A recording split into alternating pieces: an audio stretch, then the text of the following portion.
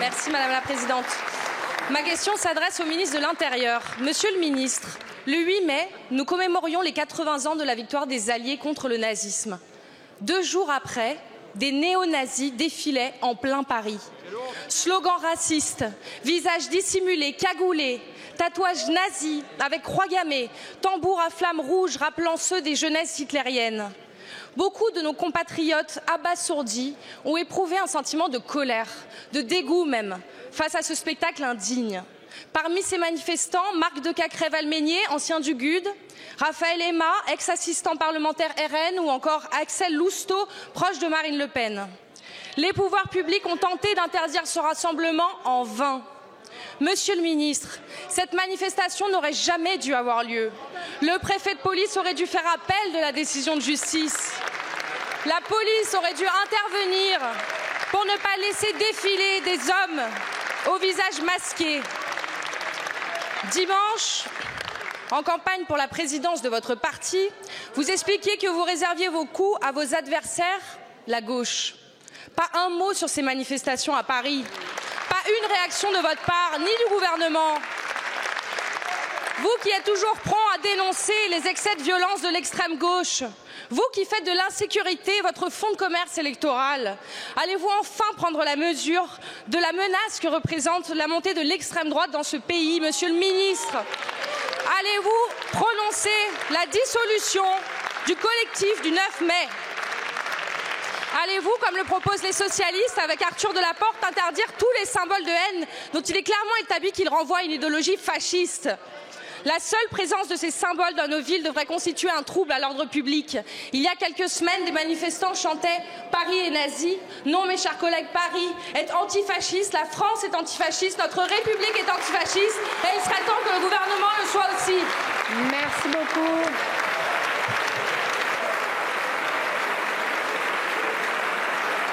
La parole est à Monsieur Bruno Retailleau, ministre de l'Intérieur.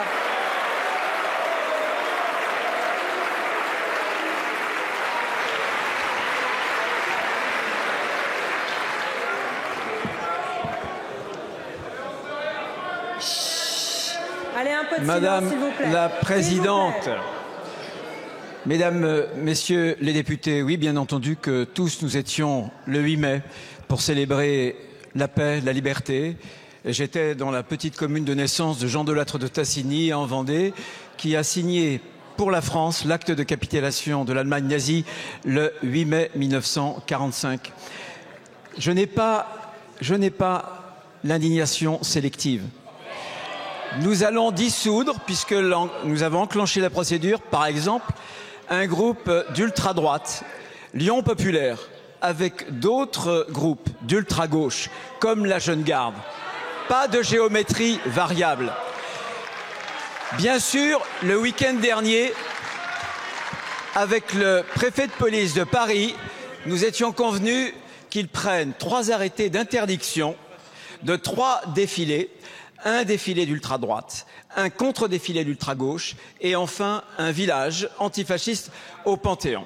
Le juge administratif a annulé la contre-manifestation qui visait le défilé précisément d'ultra-gauche. Ce n'est pas ni le ministre de l'Intérieur, ni le préfet de police, c'est la justice administrative. Je le répète, vous qui êtes si attachés, bien entendu, comme nous tous, à la règle de droit. Nous avons mobilisé beaucoup de forces de l'ordre pour faire en sorte que ces manifestations soient encadrées. Elles l'ont été. De nombreuses interpellations, là aussi, l'ont été. Et d'ailleurs, nous avons signalé par l'article 40 du Code de procédure pénale un certain nombre d'individus, notamment les individus chargés du maintien de l'ordre du défilé d'ultra-droite qui ont défilé, visage masqué, cagoulé. C'est un délit. Par ailleurs, depuis, nous avons visionné les vidéos et nous avons fait un autre article 40 pour des gestes et des symboles qui, à notre avis, tombent sous le coup de la loi de la République. Merci. Merci, Madame la Présidente. Monsieur le Premier ministre, je veux vous parler de l'engagement de nos 500 000 concitoyens, élus municipaux, départementaux et régionaux. Loin d'être des professionnels de la politique, Ils continuent le plus souvent à exercer leur métier, tâche de passer du temps avec leurs proches, tout en consacrant une bonne partie de leur journée à leur mandat. 32 heures par semaine en moyenne pour les maires. La passion qui les anime ne doit pourtant pas masquer les difficultés qu'ils rencontrent et qui constituent autant de freins à l'engagement de tous nos concitoyens. Je veux parler de l'impossibilité de prendre un congé parental sans renoncer à ses fonctions, de la difficulté d'obtenir une autorisation d'absence pour ceux qui poursuivent des études, de la faible reconnaissance professionnelle des compétences acquises au cours du mandat, tout comme des obstacles au bon déroulement de carrière ou au retour à l'emploi. Est-il étonnant alors, lorsqu'on les interroge, qu'ils soient aussi hésitants à être candidats? Monsieur le Premier ministre, la démocratie locale est un trésor national auquel nos compatriotes sont particulièrement attachés. Mais si nous ne soutenons pas les Françaises et les Français qui s'investissent, alors nous courons un grave danger, celui d'une démocratie qui ne soit plus à l'image de celles et ceux qu'elle représente. Les élections municipales se tiendront dans moins d'un an. Il est plus qu'urgent de permettre à tous nos concitoyens, quel que soit leur parcours, dans leur diversité, d'être candidats à des fonctions locales. Aussi, ma question est simple. Inscrirez-vous avant l'été la proposition de loi sur le statut de l'élu local à l'ordre du jour des travaux de notre Assemblée? Votée à l'unanimité au Sénat, soutenue par l'ensemble des associations d'élus, elle fait consensus sur nos bancs, comme en témoigne le récent rapport de la délégation aux collectivités territoriales et à la décentralisation de notre Assemblée. Je vous remercie. Merci beaucoup. La parole est à Monsieur Patrick Mignola, ministre en charge des relations avec le Parlement. Madame la Présidente, Mesdames et Messieurs les députés, Monsieur le Président Delotrette, je veux profiter d'abord de votre question pour remercier la représentation nationale d'avoir accepté, à l'intérieur d'un agenda parlementaire très chargé depuis le début de cette année, d'avoir légiféré en faveur de nos élus locaux, de nos collectivités locales. Ce fut le cas sur la parité dans les communes de moins de 1000 habitants, ce fut le cas sur l'eau et l'assainissement, sur les conseils municipaux incomplets dans les communes nouvelles, sur le mode de scrutin Paris-Lyon-Marseille. Reste une PPL sur le vote des détenus qui a été inscrite ce matin, Madame la Présidente, en conférence des présidents. Et enfin, évidemment, sur le texte très attendu du statut de l'élu. Le gouvernement, sous l'autorité du Premier ministre, travaille sur les textes qui pourraient, au cas où une session extraordinaire, sur la tenue de laquelle le Premier ministre devra arbitrer d'ici quelques jours, quelques semaines au plus tard, pour que chacun puisse s'organiser en conséquence. Et parmi les textes que nous pourrions inscrire à cette session extraordinaire, en tout en haut de la liste, il y a le statut de l'élu. Parce qu'au fond, on ne s'engage pas dans la vie locale pour rechercher un statut, mais qu'un statut nouveau permet la protection de l'engagement et nous leur devons. Merci beaucoup, Madame la Présidente. Ma question s'adresse à Madame la Ministre de la Culture, Madame la Ministre Rachida Dati. Je reconnais qu'il faut une sacrée dose d'audace et de culot pour insulter les auditeurs d'une radio qui vous accueille. Mercredi 7 mai, lors de votre entretien sur France Inter, vous avez franchi un cap inédit de contre-vérité. Pendant 27 longues minutes, vous avez asséné aux auditeurs une série de mensonges indignes de votre fonction. Vous prétendez que la fusion des entités de l'audiovisuel public s'impose parce que, je vous cite, partout en Europe, il existe une société unique. Madame la Ministre, vous mentez. En Allemagne et en Belgique, les groupes publics distincts coexistent sans fusion. En Italie, la RAI centralisée est loin d'être un modèle de pluralisme. Quant à la BBC, que vous ne cessez de prendre pour exemple, son indépendance est aujourd'hui mise à mal par des pressions budgétaires. Vous méprisez le service public de l'audiovisuel, vous le soupçonnez, vous cherchez à le centraliser. Vous affirmez que votre projet commence à faire consensus. Là encore, Madame la Ministre, vous mentez. La réalité, c'est une mobilisation massive des professionnels de l'audiovisuel public contre un projet jugé absurde, coûteux et soumis à vos manœuvres politiciennes. Enfin, concernant et plus gravement, la question légitime des journalistes sur votre déclaration de patrimoine. Vous répondez que le journaliste serait payé, je vous cite, par la ville de Paris.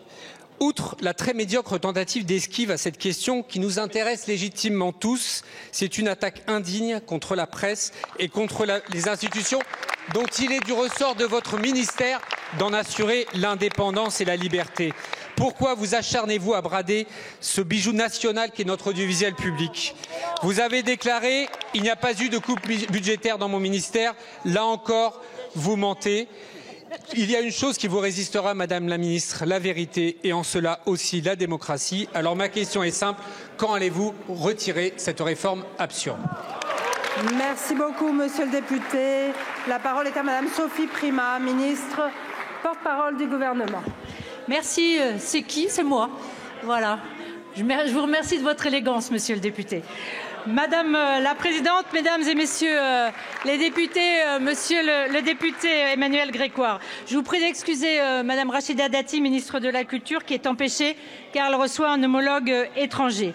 Je voudrais vous dire de sa part que nous souhaitons, avec le gouvernement sous la responsabilité du Premier ministre, nous souhaitons aller au bout de cette réforme. Nous sommes aujourd'hui à un point de bascule. Cela fait 10 ans que cette réforme est attendue. Notre pays doit disposer d'un audiovisuel public et souverain face aux différentes crises et aussi face à la concurrence. Les débats en commission ont été tronqués, vous le savez, pour des raisons qui tiennent plus à l'obstruction parlementaire qu'à autre chose. Et nous considérons que ce n'est pas à la hauteur de l'enjeu. Mais les débats en commission ont aussi démontré qu'il y a une majorité pour voter ce texte. Tout cela démontre que face à des concurrences nouvelles, des coopérations renforcées entre les entreprises du service public semblent indispensables. Pour que ces coopérations fonctionnent, il faut un chef d'orchestre unique et c'est le sens de la holding exécutive. Non, tout ne va pas bien aujourd'hui dans le service public et surtout, il nous faut ensemble, monsieur le député, préparer l'avenir. Est-ce qu'une mission d'un grand service audiovisuel public n'est-il pas de s'adresser à tous les Français sur tout le territoire? Est-ce que les audiences ne vieillissent-elles pas aujourd'hui? Est-ce que les catégories populaires sont au cœur de l'auditoire? Non, et vous le savez car vous connaissez, monsieur le député, les chiffres. Alors doit-on continuer comme ça? La réponse est non, et ces chiffres, vous les connaissez. Quand on dit qu'il s'agit de renforcer l'audiovisuel public, lui permettre de continuer à toucher tout le monde pour qu'il puisse pleinement exercer sa mission, qui est aussi une mission d'émancipation, nous poursuivons ensemble le même objectif, monsieur le député, et nous pensons sincèrement que la gauche devrait soutenir cette réforme. Merci. Merci, monsieur le président. Monsieur le Premier ministre, c'est à vous que s'adresse ma question. Est-ce que vous auriez la gentillesse de partager avec nous ce que vous avez retenu de l'intervention du président de la République hier soir et ce que vous en avez déduit pour conduire l'action du gouvernement? Je vous remercie.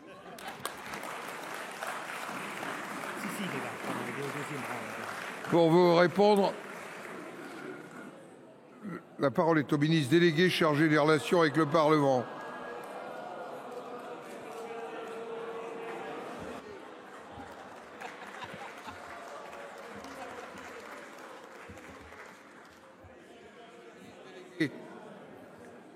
Monsieur le Président, Mesdames et Messieurs les sénateurs, Madame la sénatrice Rossignol,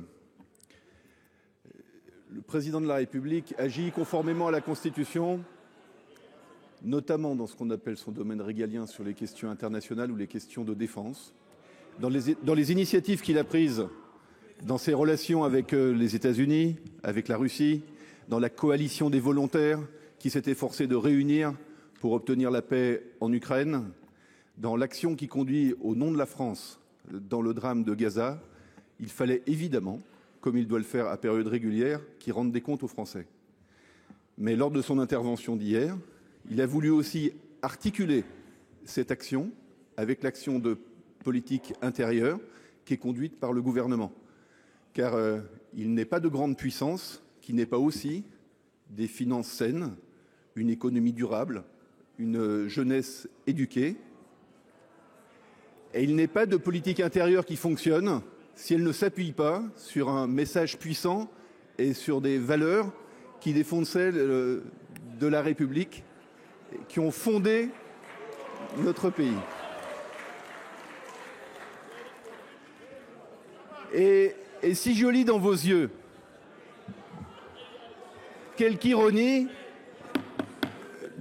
que j'attache au fait que vous soyez dans l'opposition au président de la République, je suis persuadé, en ma qualité de ministre des Relations avec le Parlement, que nous pouvons partager un certain nombre des orientations qui ont été données hier soir, que ce soit sur le domaine de la sécurité des Français, que ce soit dans le domaine de l'éducation, de la protection de nos enfants, de la protection face aux écrans, que ce soit dans l'organisation territoriale de notre pays.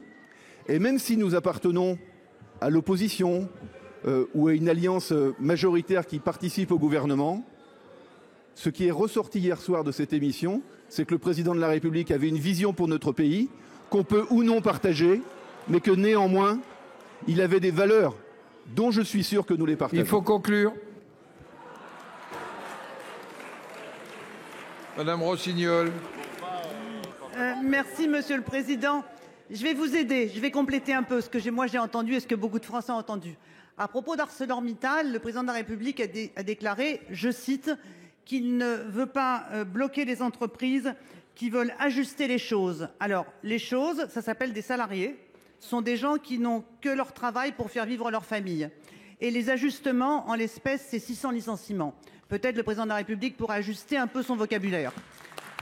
La deuxième chose à ce propos, je voudrais relever une incohérence. Comment peut-on tout à la fois prétendre vouloir assurer la souveraineté en matière de défense de la France et de l'Europe et en même temps refuser les nationalisations temporaires et laisser filer l'industrie de l'acier indispensable à l'armement? C'est le premier sujet. Le deuxième sujet que j'ai entendu également concerne la volonté du président de la République de faire peser le financement de la protection sociale sur la consommation. Alors là, je vais traduire. En langage courant, ça s'appelle la TVA sociale. La TVA sociale, c'est juste une augmentation de la TVA qui consiste à faire payer par les couches populaires et les classes moyennes leurs achats afin de payer les cadeaux fiscaux que vous avez accordés au CAC 40, aux actionnaires et aux rentiers. Troisième point, au numéro d'autosatisfaction sur le chômage. Alors en Ile-de-France, le chômage des jeunes, il faudrait le dire au président, a augmenté de 28% au cours du dernier trimestre, 28%. Et en même temps, vos réformes de l'indemnisation du chômage font que beaucoup d'entre eux ne touchent plus aucun revenu. Alors, à toutes ces indications que le président de la République a données, je vais vous dire très solennellement, Monsieur le Premier ministre, les socialistes s'opposeront avec fermeté, détermination et avec tous les moyens que le Parlement nous donne pour le faire. Merci, Monsieur le Président. Dans le micro. Parlez dans le micro. Voilà. Oui, allez-y. Je vais recommencer donc. Voilà. Monsieur le ministre, mes premiers mots iront pour les Néo-Calédoniens qui, depuis maintenant une année, jour pour jour, vivent dans une crise politique terrible et assez grave. Dire également que depuis un an, il y a eu, je rappelle, 14 morts, dont des gendarmes, 2 milliards de dégâts, des semaines d'émeutes, une économie au bord du chaos, une jeunesse désœuvrée, des populations inquiètes, des ingérences étrangères, une image dégradée de la France dans l'Indo-Pacifique. Telle est la situation que vivent depuis un an nos concitoyens. Monsieur le ministre, le 30 avril dernier, vous indiquiez que c'était l'accord ou le chaos. D'accord, il n'y a pas eu. Alors, monsieur le ministre, j'ai deux questions. La première, c'est quels étaient vos objectifs avec votre proposition d'État associé? Je crois que c'est important de le dire devant la représentation nationale. Et puis ma deuxième question, c'est est-ce que l'exécutif, le président de la République, le Premier ministre et vous-même, le gouvernement, avez des propositions concrètes pour sortir de la crise, puisque je le redis encore une fois, je crois que nos concitoyens ne peuvent pas attendre plusieurs semaines ou plusieurs mois pour sortir de cette crise qui, aujourd'hui, met à mal la population de la Nouvelle-Calédonie. Je vous remercie. Pour vous répondre, la parole est au ministre d'État, ministre des Outre-mer, Manuel Valls. Monsieur le Président Larcher, Mesdames et Messieurs les sénateurs, Monsieur le sénateur Rachid Temal, vous avez très justement décrit la situation de la Nouvelle-Calédonie. Et depuis un an, et pour ce qui me concerne depuis des mois, nous engageons pour aider d'abord au redressement de la Nouvelle-Calédonie. Cela représente 3 milliards d'euros pour la seule année 2024. Nous allons continuer dans ce sens avec évidemment les indispensables réformes économiques et fiscales de ce territoire. Et par ailleurs, nous assurons, sous l'autorité du haut-commissaire, avec les moyens du ministère de l'Intérieur, la sécurité de tous les Calédoniens. Ils la méritent. Chacun a droit à la protection de l'État en Nouvelle-Calédonie. Et cet effort va être poursuivi. Bien évidemment, il fallait aussi renouer avec le dialogue entre les différents partenaires politiques et à la demande du Premier ministre, que je remercie pour la confiance qu'il m'accorde.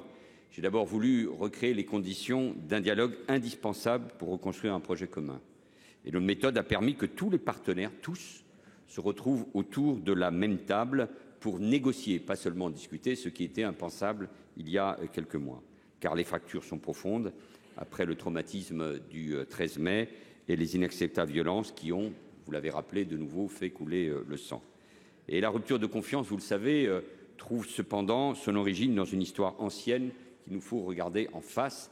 Et tant que nous n'aurons pas réglé la fin du processus de décolonisation et l'exercice du droit à l'autodétermination du peuple kanak, nous n'aurons pas les conditions du dialogue et de la paix civile. Nous avons proposé, et j'ai proposé, une voie, sans prononcer d'ailleurs de formule particulière, qui concilie l'aspiration d'un maintien d'un lien fort avec la France et l'achèvement du processus de décolonisation. Ce dialogue va se poursuivre. C'est ça qui est l'essentiel, avec l'État et entre les partenaires politiques. Et avec le soutien, et je n'en doute pas, du Sénat, et je serai dans quelques jours devant le groupe de contact Nouvelle-Calédonie sous la présidence du président Gérard Larcher, sur l'avenir du territoire, pour donner encore un maximum d'informations et d'explications. Je pense que ce dialogue peut être fructueux dans les jours et dans les semaines qui viennent. Conclure. Jean-Marie Djebaou, Jacques Lafleur, Michel Rocard ou Lionel Jospin, j'ai beaucoup pensé à eux ces derniers temps, sans aucune nostalgie, mais parce qu'au nom d'une certaine idée de la responsabilité, ils indiquent le chemin qu'il faut entreprendre. Monsieur Thébal. Merci, Monsieur le ministre d'État. Que dire? Vous n'avez pas développé votre projet, mais j'espère qu'on aura l'occasion de rééchanger au moment du groupe de contact. Mais quand même, je crois qu'il faut se dire deux, trois choses. Vous avez cité Michel Rocard et Lionel Jospin. Mais alors, l'État a été impartial. L'État a apporté de la sérénité.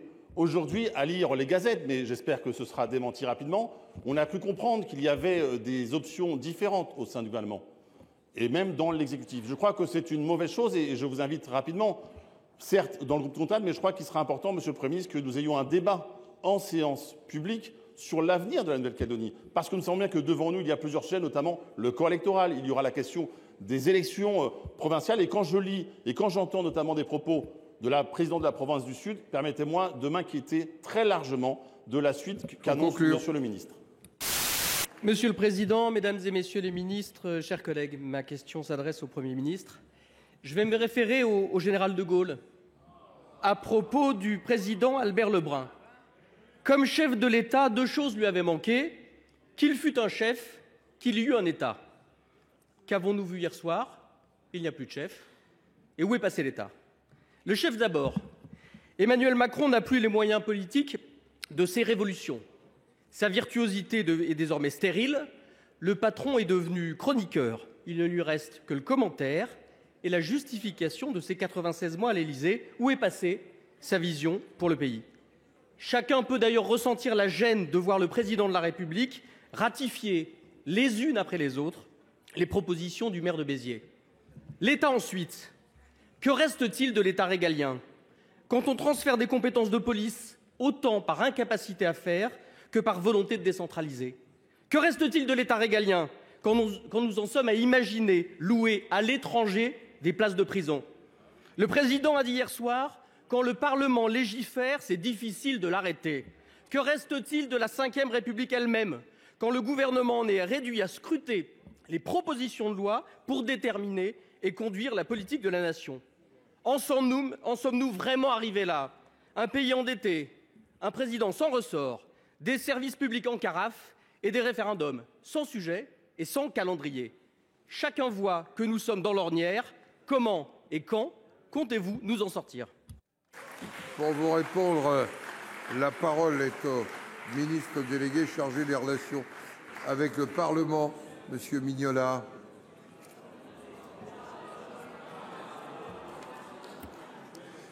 Merci, Monsieur le Président. Mesdames et Messieurs les sénateurs, Monsieur le sénateur Durin, il y a un chef, c'est le Président de la République, c'est le seul Français qui a été élu par tous les Français. Et il tire de ceci sa légitimité. Et il y a un État, certes, dans une situation particulière, inédite, à l'Assemblée nationale en particulier, au Parlement au sens large, mais l'autorité du Premier ministre, avec un gouvernement qui rassemble plusieurs forces politiques qui ont accepté de travailler ensemble, permettent à l'État, bien que cette situation soit inédite, d'avancer. Je vous rappelle qu'après les textes budgétaires que vous avez très largement contribué à voter ici au Sénat, nous avons pu avancer sur des textes agricoles pour tenir la parole qui avait été donnée à nos agriculteurs. Nous avons avancé sur quasiment tous les textes des collectivités locales. Il y en a encore deux que j'ai à l'esprit et que je cite ici, le statut de l'élu et Trace. Nous avançons sur les lois sociétales. Nous aurons une navette sur l'énergie. Certes, la situation est difficile et pourtant, ce Parlement, il tourne. Vous avez attiré notre attention sur le régalien. Je veux vous rappeler qu'en 4 mois, nous avons pu voter la loi sur le narcotrafic, dont vous étiez un des inspirateurs. Et je salue le ministre d'État, ministre de l'Intérieur, avec le sénateur Étienne Blanc. Nous avons hier, avec le ministre d'État, garde des Sceaux, fait voter la loi sur la justice des mineurs. Et il y a plusieurs propositions de loi, souvent émanant du Sénat, qui nous permettront d'avancer également sur des sujets sportifs, culturels et régaliens. Je pense en particulier à la lutte contre le terrorisme et l'éloignement des étrangers dangereux. Donc vous le voyez, je crois que votre question, si elle est brillamment formulée, ne correspond qu'impartialement à la réalité. Monsieur Durin. Merci, Monsieur le Ministre. C'est moins une question qu'une inquiétude. Vous connaissez la responsabilité gouvernementale des socialistes. Nous ne censurons pas à la légère. Nous prêtons nos voix à des textes qu'ils méritent. Mais encore faut-il qu'il ait une vision. Où est-elle? Encore faut-il qu'il y ait un arbitre. Qui est-il? Encore faut-il qu'il vienne un sursaut. Nous ne le voyons pas venir.